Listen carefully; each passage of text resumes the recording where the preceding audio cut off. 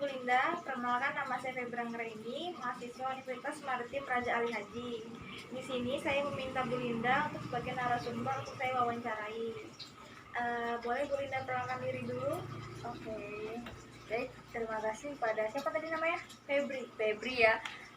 Saya ingin memperkenalkan diri dulu sebelum saya menjawab pertanyaan dari narasumber ya. Dari narasumber, baik. Saya Haslinda dari SMP IT Bahtera Insani ya. Saya juga dari alumni Umrah dari Fakultas Keguruan Ilmu Pendidikan dalam Prodi Bahasa dan Sastra Indonesia. Nah, baik, mungkin sampai di situ aja ya perkenalan dirinya. Lanjut aja ke tadi yang mau narasumber wawancarai Ibu, boleh? Saya ingin bertanya Bu, Ibu di SMP IT itu mengajar berapa kelas? Awalnya saya satu kelas ya, itu kelas 8 karena saya di SMP, jadi di kelas 2 SMP awal saya masuk itu di kelas 8 itu karena sekolah Islam, jadi itu dibedain nih.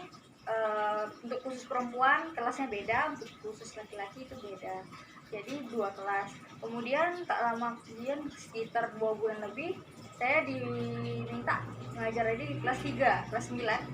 Nah itu sekitar 3 kelas itu maksudnya dipisahin, ada satu putri, dua laki-laki. Nah jadi total saya mengajar itu sekitar 5 kelas. Itu dipisahin sih, putra dan putri yang bisa karena di sekolah Islam nggak boleh gabung. Berarti Ibu mengajar 5 kelas ya Bu? Iya. Menurut Ibu di antara 5 kelas itu mana kelas yang paling menonjol mengenai keterampilan menulis? Oke, kalau untuk kelas ya itu ini kalau kita bandingin sama laki-laki sama perempuan itu lebih unggul perempuan. Biasanya perempuan memang lebih ke perempuannya sih. Karena mereka kan sama-sama di kelas 8 kelas 9. Kalau dibandingin per kelasnya kelas 8 kelas 9 ya kelas 9 lah ya, karena mereka udah senior, udah tahu dari awal pembelajaran oh gini loh sistemnya gitu. Untuk kelas 8 ada, tapi mungkin ada beberapa yang unggul. Lebihnya bukan tidak unggul, tapi ada yang lebih apa ya? Lebih memahami lah konsepnya gitu ya. Nah, jadi kalau untuk per kelas di kelas 9 ya lebih unggul untuk kemahiran menulis ya tadinya ya. Nah, dan untuk bedanya laki-laki dan perempuan lebih unggul ke perempuannya.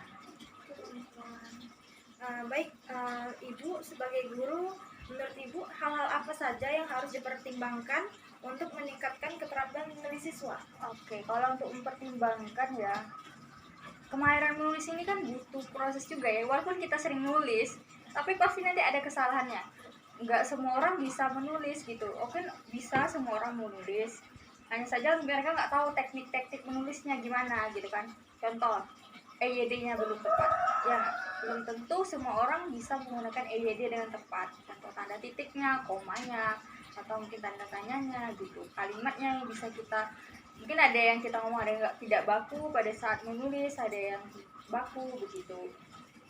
Jadi sih kalau untuk mempertimbangkan, Tadi kan Ibu bilang mungkin masih ada yang EYD-nya masih salah. Nah, Ibu sebagai guru, bagaimana cara Ibu untuk meningkatkan kemampuan menulis siswa itu? kalau menurut saya itu kita harus melatih, berusaha menguatkan kepada siswanya. Nggak hanya menulis saja sih, karena nulis itu beriringan dengan membaca. Jadi setidaknya mereka harus membaca, rajin membaca, kemudian apa yang mereka tangkap itu dituangkan dalam tulisan. Nah, kita perkuatkan dengan melatihkan mereka menulis, mengajak mereka menulis, apalagi siswa SMP itu kan bukan dibilang anak-anak, bukan anak lagi, tapi mereka sudah di pertengah ya, sekolah menengah ya, menengah. Jadi bisa lah kita bicara langsung dengan mereka, dikasih tahu, diberitahukan ya. Sebenarnya menulis itu butuh tekniknya, nggak hanya asal nulis saja yang seperti saya bilang tadi gitu kan. Bahkan kalau orang bisa menulis kan bisa sampai jadi buku ya.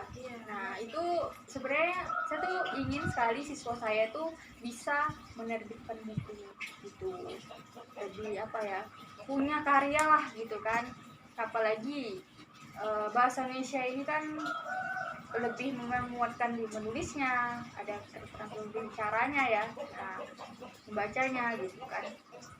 Jadi bisa jadi ya kayak lebih tepatnya kita perkuatkan mindset mereka. Mindset kita tuh kita ingatkan terus, oh kalau misalnya nih kita ada tugas, kita ngecek nih kan konten, kita lihat tulisan anak-anak nih, pasti ada yang tulisannya kayak cakar ayam, ya kan? Nah jadi menurut ibu itu lebih kita kuatkan lagi, ingatin lagi, wah ini tulisannya coba dirapikan kembali gitu.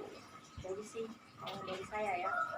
Baik, menurut Ibu, metode apa yang paling tepat diberikan kepada siswa mengenai keterampilan menulis ini, Bu? Metode bukan model ya. Metode. Kalau metode apa tadi? Metode yang Ibu berikan kepada siswa? Untuk kemarin menulis. Iya. Oke, kalau metode itu kan ada beberapa ya. Kalau menurut ibu ada ceramah, ada metode tanya jawab, diskusi. Kalau kemahiran menulis ini, kalau menurut saya itu lebih tepatnya ke diskusi juga bisa. Kalau menulis, sebenarnya menulis itu kan bisa juga mereka sendiri gitu kan, nggak hanya harus berkelompok, karena itu kemauan mereka sendiri gitu kan.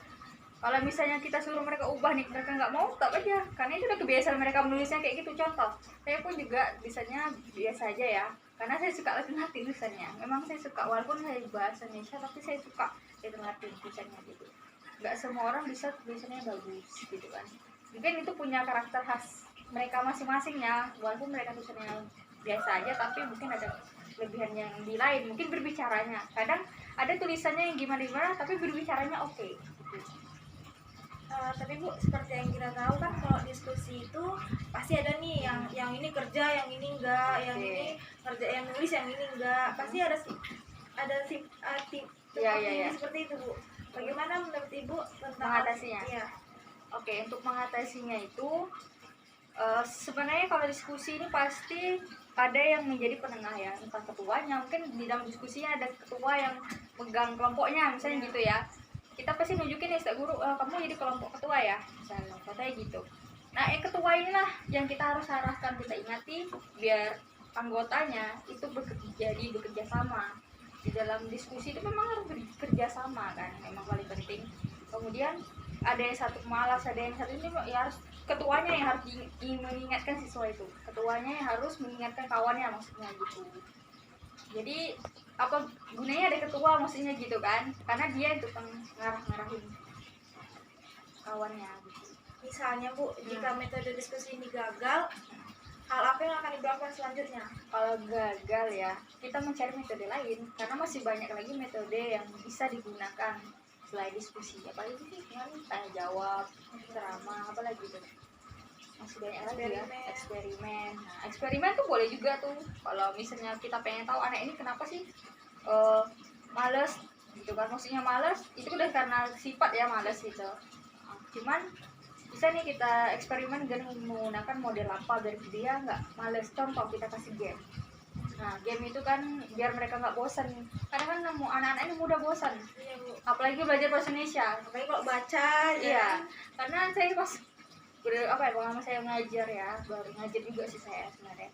Ngajar itu sampai saya suruh mereka buat kayak surat untuk saya sendiri, evaluasi. Nak, tolong buatkan evaluasi untuk diri ibu. Nggak apa-apa kalian mau ngomong ibu tentang itu, nggak apa-apa, asal sopan gitu kan. Mereka buat, kemudian setelah dibuat, wah Bu, kenapa ya, ada pertanyaan gini muncul, Bu, kenapa ya pembelajaran bahasa Indonesia itu mudah mengantuk. Dan saya pun gitu, nanti pas saya tutup, saya masuk lagi ke kelas mereka yang saya suruh buat evaluasi ya. Nah, itu saya jelasin kenapa mengantuk, tergantung dari gurunya. Kalau gurunya tidak tahu, bukan tidak tahu ya, gurunya tidak pandai main strategi ngajarnya, ya mungkin susah, bakal ngantuk. Ada gurunya lemah lembut gitu, mau aja kayak lembut gitu kan. Tapi tergantung lagi siswanya, apakah nyambung apa enggak sama gurunya gitu kan. Penilaian orang itu berbeda-beda gitu kan. Baik lagi siswanya, ada juga siswa yang nggak suka dilembutin, ada juga siswa yang nggak suka ditegaskan gitu kan. Nah, mungkin tergantung karakter masing-masing ya. Guru-guru itu punya karakter masing-masing gitu. Nah, siswanya yang harus memahami ibunya gimana sih orangnya gitu. Sedangkan kita kuliahnya gitu kan, ya dosen. Tapi ya nanti guru beda lah ya, guru sama dosen itu beda. Dah, itu aja Bu. Oke, itu aja ya. Baik, terima kasih Bu Linda sudah mau menjadi narasumber baik untuk saya. Iya. Baik, saya ucapkan terima kasih. Assalamualaikum warahmatullahi wabarakatuh. Waalaikumsalam warahmatullahi wabarakatuh.